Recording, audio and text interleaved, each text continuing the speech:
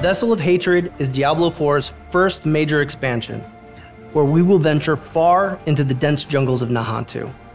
It's an ancient place with a deep connection to the spirit realm, and it's here that we find our new class.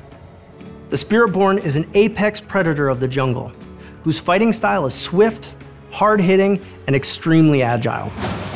They are warriors with the ability to call massive spirit guardians directly into battle. Their speed in combat makes them one of the most mobile classes in the game, and their ability to blend powers from multiple spirit guardians makes them the most customizable as well. So without further ado, let's take a look at Diablo 4's all-new class, the Spiritborn. There's a whole story to tell with these spirit guardians. It's a class that's so rooted in the world of Nahantu. They're able to connect with the spirit realm in a way that no other people have. You call the spirit guardians into battle with you. They infuse all of your skills and you channel and fight alongside them.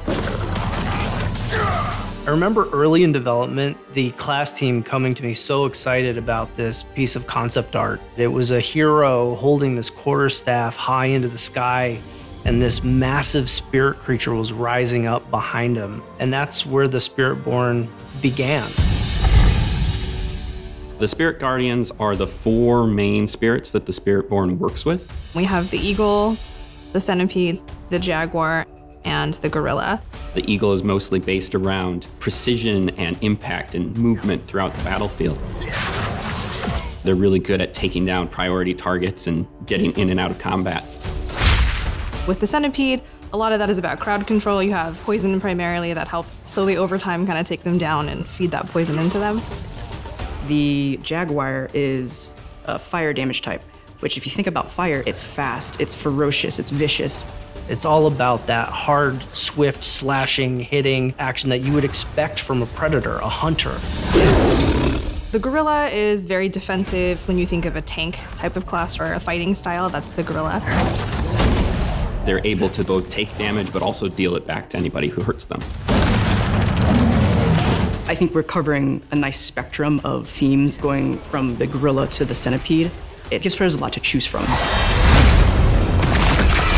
Even though a lot of our powers are inspired from many classes that we've seen across the franchise, we really felt it was important to do something new. The Spiritborn's playstyle is very unique because it's got the speed and the agility of the rogue, but it's also physically brutal, just like the barbarian, and that's all layered with these fantastical effects, very similar to the sorcerer.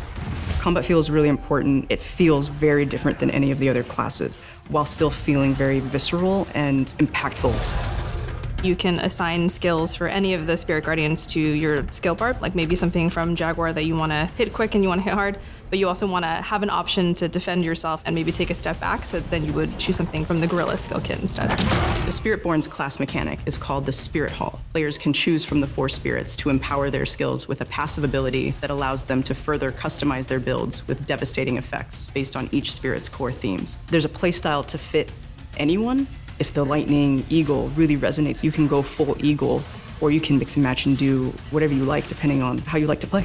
The ultimates are all pretty amazing because you manifest the entire spirit into the world and they destroy everything for you while powering you up. The centipede, for example, it bursts out of the ground. It's basically throwing poison everywhere, and it just feels really awesome, and it makes you feel insanely powerful. The Spiritborn's bringing 2 new weapons to the game. The first one was the glaive. It's a double-bladed staff weapon that's very focused around heavy damage. We chose the glaive because it lends itself well to the martial arts fighting style that the Spiritborn has. The second new weapon that the Spiritborn is bringing is the quarterstaff. It's a very fast and very agile weapon. They're often punching or kicking their enemies, but if they want to extend themselves into battle, the glaive and the quarterstaff really allow them to do that. Along with these new weapon types, the Spiritborn will also have brand new legendary affixes to complement a player's preferred build and playstyle.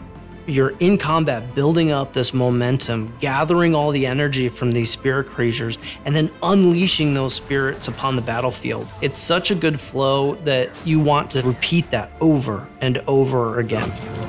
Each of the guardian spirits are infused with personality and different types of visuals. That ability to make your own version of a Spiritborn is a highlight that players will really enjoy. As you see more of the story and understand why the ancestry and the spirit guardians are so important to Spiritborn, seeing that tie-in a very unique new way is going to be an exciting thing for players to experience.